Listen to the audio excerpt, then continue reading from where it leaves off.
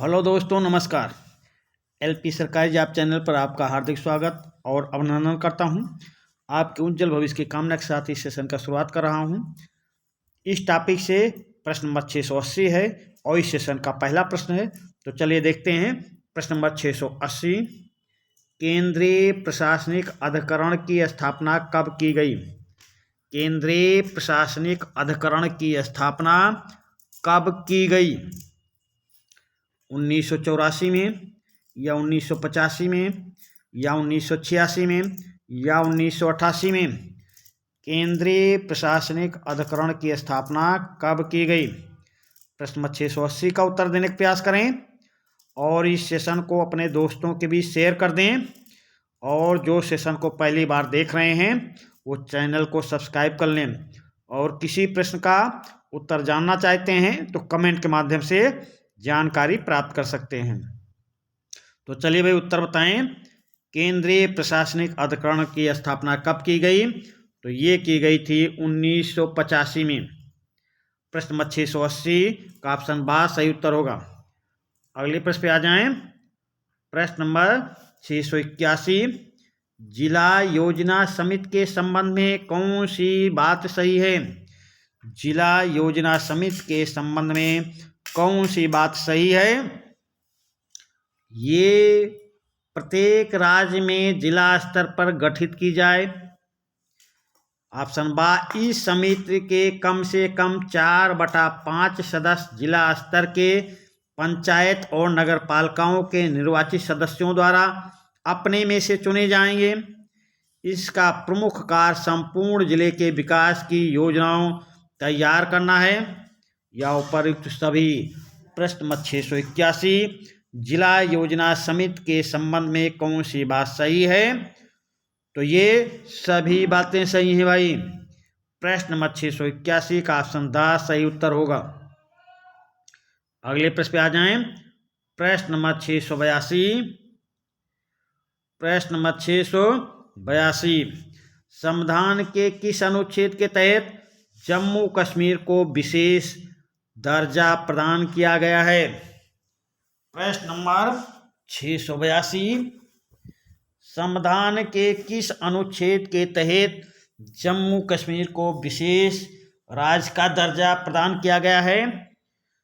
तो अनुच्छेद 368 के तहत या अनुच्छेद 370 के तहत या अनुच्छेद 375 के तहत या अनुच्छेद 378 के तहत? तो जम्मू कश्मीर को विशेष राज्य का दर्जा प्रदान किया गया है अनुच्छेद 370 के तहत। 682 का ऑप्शन बा सही उत्तर होगा। अगले प्रश्न पे आ जाएं। प्रश्न नंबर 683, जम्मू कश्मीर राज्य के संविधान को कब लागू किया गया? जम्मू कश्मीर के राज्य के संविधान को कब लागू किया गया था? 1950 में, 1956 में, 1957 में या 1960 में? प्रश्न नंबर 683 का उत्तर देने का प्रयास करें भाई। जम्मू कश्मीर राज्य के संविधान को कब लागू किया गया था? तो ये लागू किया गया था सन 1957 में। प्रश्न नंबर 683 का ऑप्शन सा सही उत्तर होगा। अगले प्रश्न पे आ जाएं। भारत के किस राज्य में उर्दू को प्रथम राजभाषा का दर्जा प्रदान किया गया है? भारत के किस राज्य में उर्दू को प्रथम राजभाषा का दर्जा प्रदान किया गया है? उत्तर प्रदेश में या जम्मू एवं कश्मीर में या बिहार में या महाराष्ट्र में? प्रश्न नंबर 684 का उत्तर देने का प्रयास करें। तो भारत के किस राज्य में? तो भाई ये उर्दू को प्रथम राजभाषा का दर्जा दिया गया है जम्मू एवं कश्मीर को। अभी जम्मू कश्मीर तोड़कर दो संघ शासित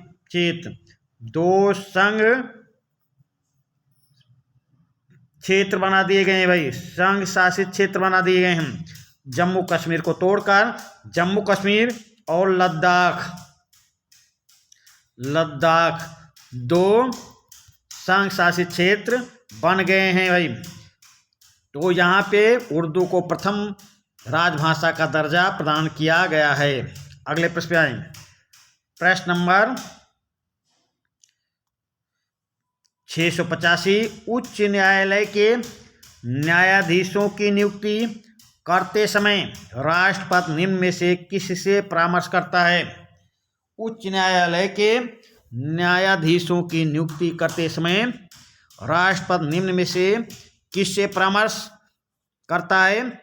तो सर्वोच्च न्यायालय के मुख्य न्यायाधीश से, या संबंधित राज्य के राज्यपाल से, या संबंधित राज्य के उच्च न्यायालय के मुख्य न्यायाधीश से, या उपर्युक्त सभी से।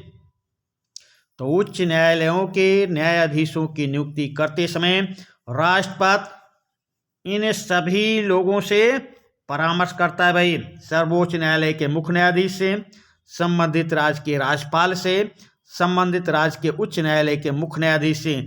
आपका उत्तर क्या सही होगा? ऑप्शन द आपका सही उत्तर होगा। अगले प्रश्न पे आ जाएं। प्रश्न नंबर 686। प्रश्न नंबर 686, उच्च न्यायालय में न्यायाधीश नियुक्त होने के लिए निम्न में से कौन सी योग्यताएं होनी चाहिए?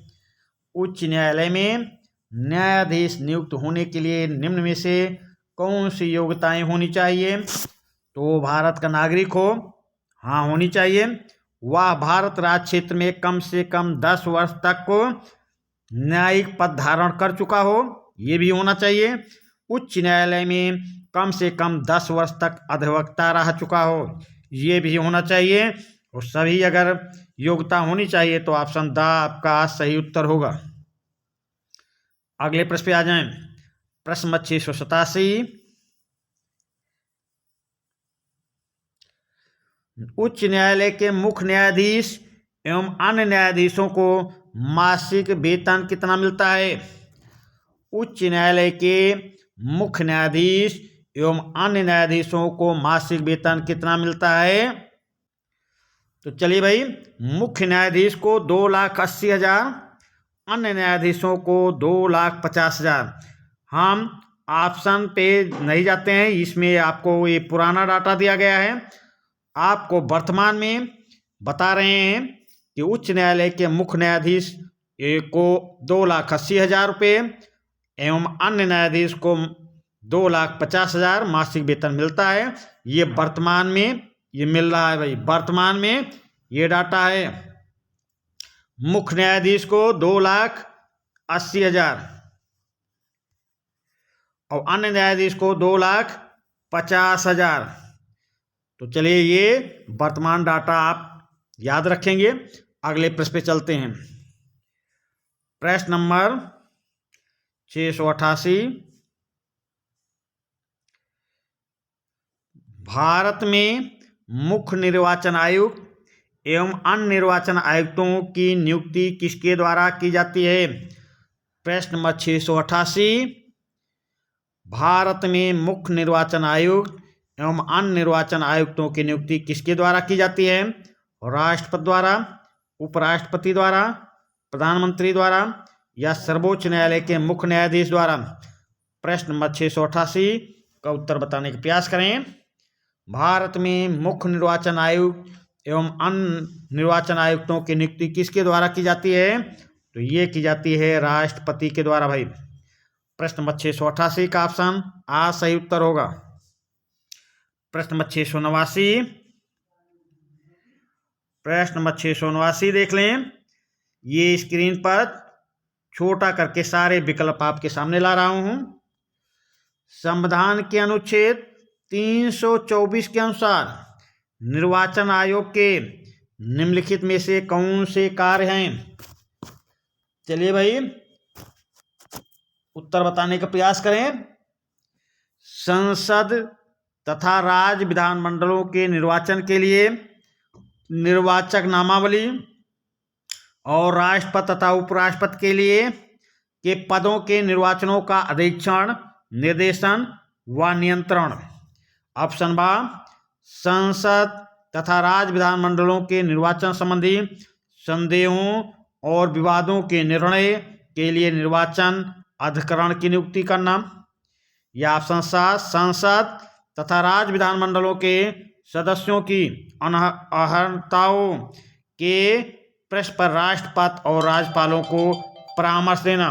तो प्रश्न नंबर 689 का उत्तर देने का प्रयास करें भाई। प्रश्न नंबर 689, संविधान के अनुच्छेद 324 के अनुसार निर्वाचन आयोग के निम्नलिखित में से कौन से कार्य हैं? तो ये कार्य संसद तथा राज्य विधान मंडलों के निर्वाचनों के लिए निर्वाचक नियमावली और राष्ट्रपति तथा उपराष्ट्रपति के पदों के निर्वाचनों का अधीक्षण, निर्देशन व नियंत्रण ये कार्य करता है। ऑप्शन बा, संसद तथा राज्य विधानमंडलों के निर्वाचन संबंधी संदेहों और विवादों के निर्णय के लिए निर्वाचन अधिकरण की नियुक्ति करना, संसद तथा राज्य विधानमंडलों के सदस्यों की अनर्हताओं के प्रश्न पर राष्ट्रपति और राज्यपालों को परामर्श देना। तो ये सभी कार्य करना है। तो प्रश्न नंबर 689 का ऑप्शन द सही उत्तर हो जाएगा। अगले प्रश्न पे आ जाएं। प्रश्न नंबर 690, प्रश्न नंबर 690 देख लें भाई। किसी राजनीतिक दल को राष्ट्रीय दल के रूप में मान्यता किसके द्वारा प्रदान की जाती है? किसी राजनीतिक दल को राष्ट्रीय दल के रूप में मान्यता किसके द्वारा प्रदान की जाती है? राष्ट्रपति द्वारा, विधि मंत्री द्वारा, निर्वाचन आयोग द्वारा या लोकसभा अध्यक्ष द्वारा? प्रश्न नंबर 690 का उत्तर देने का प्रयास करें। किसी राजनीतिक दल को राष्ट्रीय दल के रूप में मान्यता निर्वाचन आयोग द्वारा प्रदान की जाती है भाई। प्रश्न नंबर 690 का ऑप्शन सा सही उत्तर होगा। अगले प्रश्न पे आ जाएं। प्रश्न नंबर 691, वित्त विधेयक संसद के किस सदन में प्रस्तुत किया जाता है? वित्त विधेयक संसद के किस सदन में प्रस्तुत किया जाता है? लोकसभा में, राज्यसभा में, संसद के किसी भी सदन में या उपर्युक्त में से कोई नहीं। वित्त विधेयक संसद के किस सदन में प्रस्तुत किया जाता है? प्रश्न नंबर 691 का उत्तर देने का प्रयास करें। तो वित्त विधेयक संसद के लोकसभा में प्रस्तुत किया जाता है भाई। प्रश्न नंबर 691 का ऑप्शन आ सही उत्तर होगा। प्रश्न नंबर 692,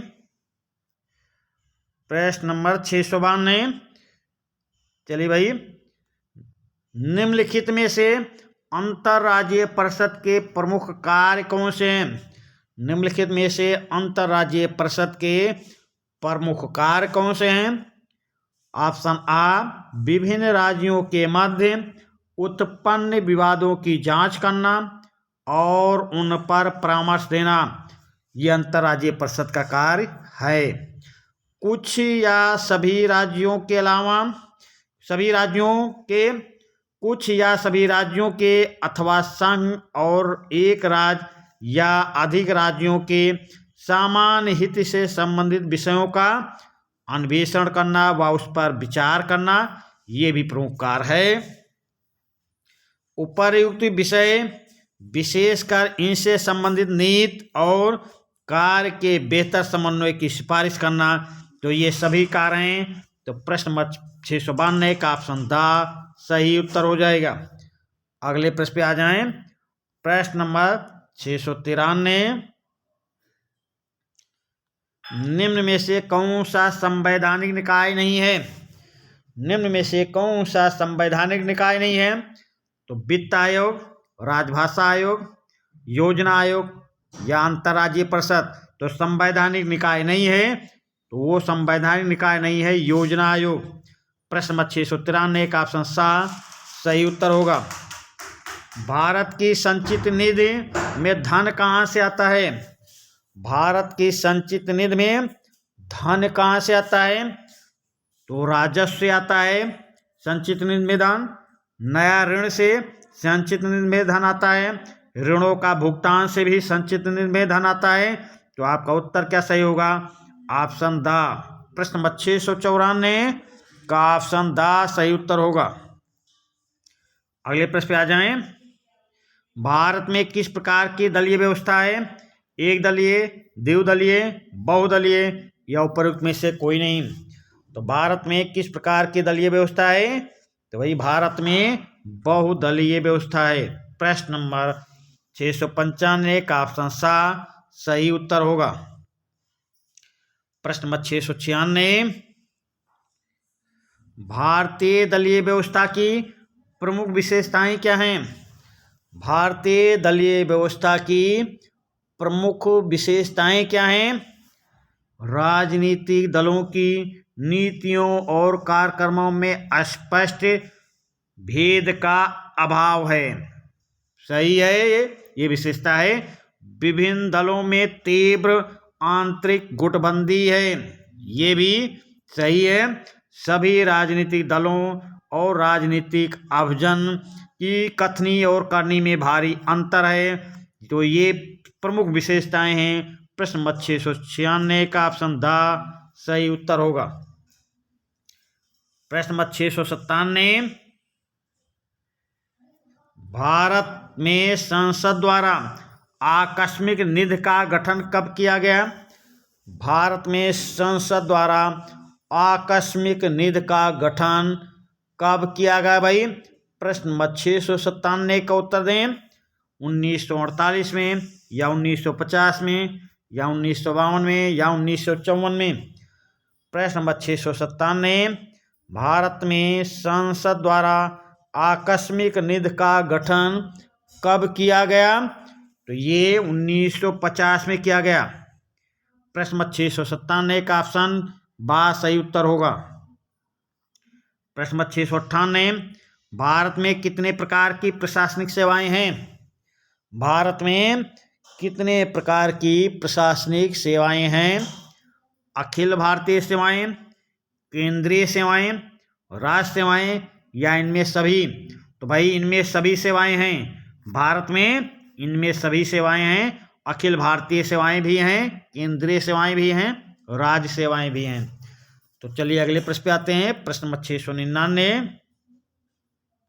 निम्नलिखित में से किसे सामुदायिक दबाव समूहों में शामिल किया जा सकता है? निम्नलिखित में से किसे सामुदायात्मक दबाव समूहों में शामिल किया जा सकता है? तो श्रमिक संगठन को या व्यवसायिक संगठन को या कृषक संगठन को या इनमें सभी को?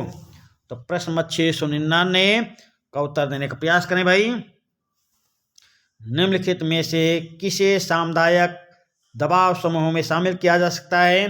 तो श्रमिक संगठन को शामिल किया जा सकता है, व्यवसायिक संगठन को शामिल किया जा सकता है, कृषक संगठन को शामिल किया जा सकता है। तो आपका उत्तर क्या सही होगा? ऑप्शन द इनमें से सभी। अगले प्रश्न पे आ जाएं।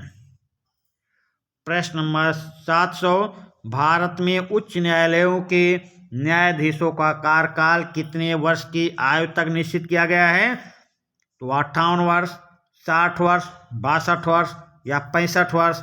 तो भारत के उच्च न्यायालयों में 62 वर्ष है। 62 वर्ष कार्यकाल तक वो अपने पद पर रह सकते हैं, 62 वर्ष। और सर्वोच्च न्यायालय के न्यायाधीशों का कार्यकाल 65 वर्ष से निश्चित किया गया है। 65 वर्ष या 6 वर्ष, 62 वर्ष या 6 वर्ष। चलिए अगले प्रश्न पे आते हैं भाई। प्रश्न नंबर 701, वर्तमान समय में संघ लोक सेवा आयोग में अध्यक्ष के अतिरिक्त कितने सदस्य हैं? वर्तमान समय में संघ लोक सेवा आयोग में अध्यक्ष के अतिरिक्त कितने सदस्य हैं? तो ये 5 सदस्य होते हैं या 10 सदस्य या 15 सदस्य या 18 सदस्य? तो चलिए भाई उत्तर बताने का प्रयास करें। वर्तमान समय में संघ लोक सेवा आयोग के में अध्यक्ष के अतिरिक्त कितने सदस्य होते हैं? तो भाई एक अध्यक्ष होता है और उसमें 10 सदस्य होते हैं। 10 एक 11, अध्यक्ष एक होता है और उसके अतिरिक्त 10 सदस्य होते हैं। प्रश्न नंबर 701 का ऑप्शन बा सही उत्तर होगा। प्रश्न नंबर 702, संघ लोक सेवा आयोग के सदस्य अपने पद ग्रहण की तिथि से कब तक पद पर बने रहते हैं? संघ लोक सेवा आयोग के सदस्य अपने पद ग्रहण की तिथि से कब तक पद पर बने रहते हैं? तो चलिए भाई ऑप्शन देखते हैं। 6 वर्ष की अवधि या 65 वर्ष की आयु तक जो भी इनमें से पहले हो, तो भाई यही ऑप्शन सही है। 7 वर्ष की अवधि नहीं, 62 वर्ष की अवधि नहीं, 5 वर्ष की अवधि नहीं। संघ लोक सेवा आयोग के सदस्य अपने पद ग्रहण की तिथि से 6 वर्ष की अवधि या 65 वर्ष की आयु तक अपने पद पर रह सकते हैं। इनमें से पहले जो पूरा हो वही माना जाएगा, उसी आधार पे वो पद मुक्त होंगे। अगले प्रश्न पे आ जाएं। प्रश्न नंबर 703, लोकपाल कानून कब बना? लोकपाल कानून कब बना? जनवरी 2014, दिसंबर 2013, अगस्त 2013 या जुलाई 2013? प्रश्न नंबर 703, लोकपाल कानून कब बना है? तो लोकपाल कानून जनवरी 2014 में, लोकपाल कानून जनवरी 2014 में बना। प्रश्न नंबर 703 का ऑप्शन आ सही उत्तर होगा। अगले प्रश्न पे आ जाएं। प्रश्न नंबर 704, भारत में महान्यायवादी के निम्न में से प्रमुख कार्य क्या हैं? आप सीधा उत्तर बताएं कि भारत में महान्यायवादी के प्रमुख कार्य कौन से हैं? तो भारत सरकार को संवैधानिक प्रश्नों तथा विधि संबंधी प्रश्नों पर सलाह देना, ये महान्यायवादी का कार्य है। सर्वोच्च न्यायालय में ऐसे सभी मुकदमों में भारत सरकार की ओर से वकालत करना जिनका संबंध भारत सरकार से हो, ये भी महान्यायवादी का कार्य है भाई। फिर आगे देखें ऑप्शन सा, वह सभी कार्य जो संविधान अथवा कानून द्वारा उसे सौंपे जाएं, ये भी महान्यायवादी का कार्य है। तो आपका उत्तर क्या सही होगा? ऑप्शन द सही उत्तर हो जाएगा। प्रश्न नंबर 704 का ऑप्शन द सही उत्तर होगा। अगले प्रश्न पे आ जाएं। प्रश्न नंबर 705, प्रश्न नंबर 705, किस संवैधानिक संशोधन के आधार पर अनुसूचित जात और जनजात राष्ट्रीय आयोग की व्यवस्था की गई? किस संवैधानिक संशोधन के आधार पर अनुसूचित जात और अनुसूचित जनजात राष्ट्रीय आयोग की व्यवस्था की गई? तो ये 62वें संशोधन द्वारा या 63वें संशोधन द्वारा या 65वें संशोधन द्वारा या 17वें संशोधन द्वारा? प्रश्न नंबर 705 का उत्तर देने का प्रयास करें भाई। प्रश्न नंबर 705, किस संवैधानिक संशोधन के आधार पर अनुसूचित जात और जनजात राष्ट्रीय आयोग की व्यवस्था की गई? तो ये की गई है 65वें संशोधन के द्वारा भाई। प्रश्न नंबर 705 का ऑप्शन सा सही उत्तर होगा। अगले प्रश्न पे आ जाएं। प्रश्न नंबर 706, परंपरावादी दबाव समूह किन्हें माना जाता है? परंपरावादी दबाव समूह किन्हें माना जाता है? असामदायात्मक दबाव समूह या प्रदर्शनकारी दबाव समूह या संस्थानात्मक दबाव समूह या सामुदायात्मक दबाव समूह? तो परंपरावादी दबाव समूह इन्हें माना जाता है। तो ये असामदायात्मक दबाव समूह को माना जाता है भाई। परंपरावादी दबाव समूह असामदायात्मक दबाव समूह है। प्रश्न नंबर 706 का ऑप्शन आ सही उत्तर होगा। प्रश्न नंबर 707, राष्ट्रीय पिछड़ा वर्ग आयोग की स्थापना कब की गई?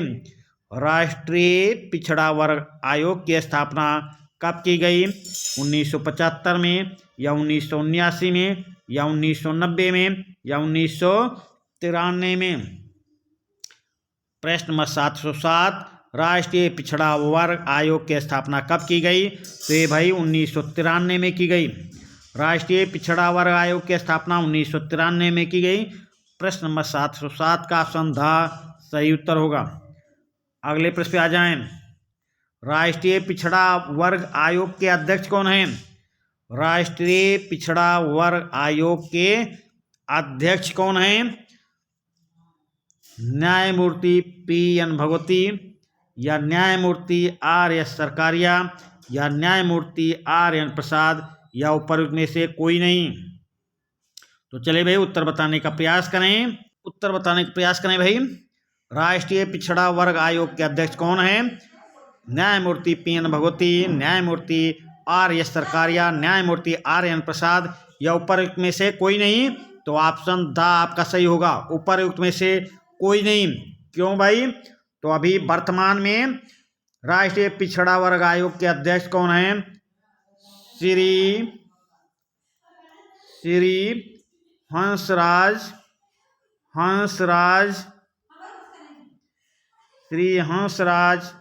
गंगाराम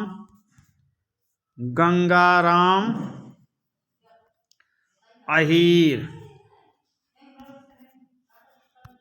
श्री हंसराज गंगाराम अहीर राष्ट्रीय पिछड़ा वर्ग आयोग के वर्तमान में अध्यक्ष हैं। राष्ट्रीय पिछड़ा वर्ग आयोग के वर्तमान में अध्यक्ष श्री हंसराज गंगाराम अहीर हैं।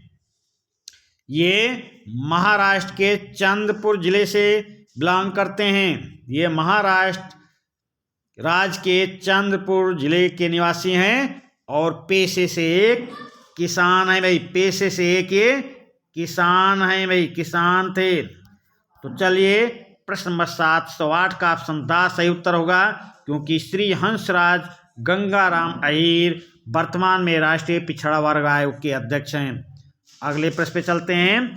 प्रश्न नंबर 709। प्रश्न नंबर 709, पिछड़ी जातियों के लिए 27% आरक्षण की व्यवस्था किसकी सिफारिशों के आधार पर की गई? पिछड़ी जातियों के लिए 27% आरक्षण की व्यवस्था किसकी सिफारिशों के आधार पर की गई? सरकारी आयोग की सिफारिश पर, या मंडल आयोग की, या प्रसाद आयोग की, या योजना आयोग की? तो पिछड़ी जातियों के लिए 27% आरक्षण की व्यवस्था मंडल आयोग की सिफारिश पर की गई भाई। प्रश्न नंबर 709 का ऑप्शन बा सही उत्तर होगा। अगले प्रश्न पे आ जाएं। राजभाषा आयोग के पहले अध्यक्ष कौन हैं? राजभाषा आयोग के पहले अध्यक्ष महावीर त्यागी, या के संथानम, या बीपी मंडल, या बीजी खेर हैं।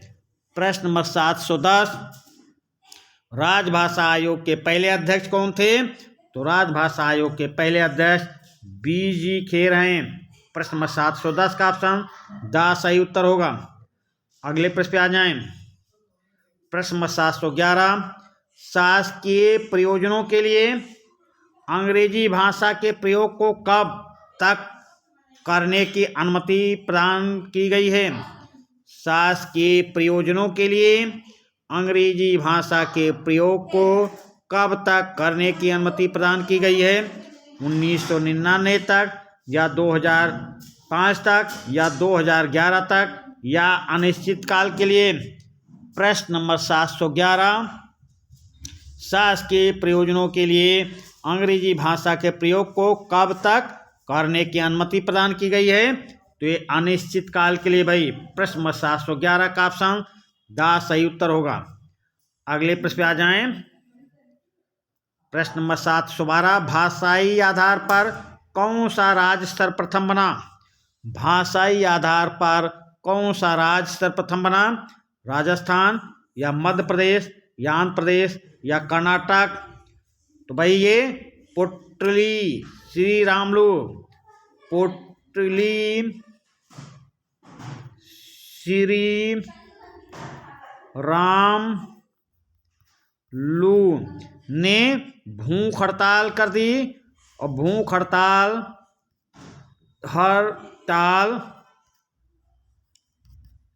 हड़ताल के द्वारा इनकी मृत्यु हो जाती भाई, मृत्यु हो गई।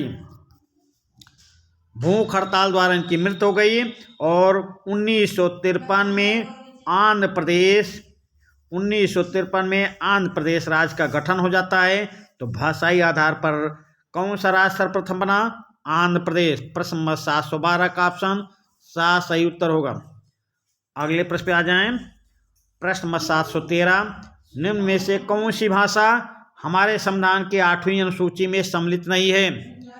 निम्न में से कौन सी भाषा हमारे संविधान की 8वीं अनुसूची में सम्मिलित नहीं है? तो सिंधी या हिंदी या पंजाबी या राजस्थानी। प्रश्न नंबर 713 का उत्तर देने का प्रयास करें भाई। निम्न में से कौन सी भाषा हमारे संविधान की 8वीं अनुसूची में सम्मिलित नहीं है? तो प्रश्न के अकॉर्डिंग आपका उत्तर द सही होगा, राजस्थानी। प्रश्न के अकॉर्डिंग आपका उत्तर द राजस्थानी। अगले प्रश्न पे आ जाएं। प्रश्न नंबर 714 संसद ने राष्ट्रीय महिला आयोग अधिनियम कब पारित किया? संसद ने राष्ट्रीय महिला आयोग अधिनियम कब पारित किया? 1980 में, 1990 में, 1992 में या 1995 में? प्रश्न नंबर 714 का उत्तर बताने का प्रयास करें भाई। संसद ने राष्ट्रीय महिला आयोग अधिनियम कब पारित किया? तो ये पारित किए थे 1990 में। प्रश्न नंबर 714 का ऑप्शन बा सही उत्तर होगा। अगले प्रश्न पे आ जाएं। प्रश्न नंबर 715 राज्य लोक सेवा आयोग के सदस्यों की नियुक्ति कौन करता है? राज्य लोक सेवा आयोग के सदस्यों की नियुक्ति कौन करता है? तो राष्ट्रपति या प्रधानमंत्री या राज्यपाल या मुख्यमंत्री? तो राज्य लोक सेवा आयोग की बात हो रही तो राज्यपाल करेगा। संघ लोक सेवा आयोग की बात होगी तो राष्ट्रपति करेगा। तो प्रश्न नंबर 17 में क्या है? राज्य लोक सेवा आयोग के सदस्यों की नियुक्ति कौन करता है? राज्यपाल करता है। प्रश्न नंबर 715 का ऑप्शन सा आपका सही उत्तर होगा। इस सेशन का इसी प्रश्न के साथ समापन करते हैं। धन्यवाद।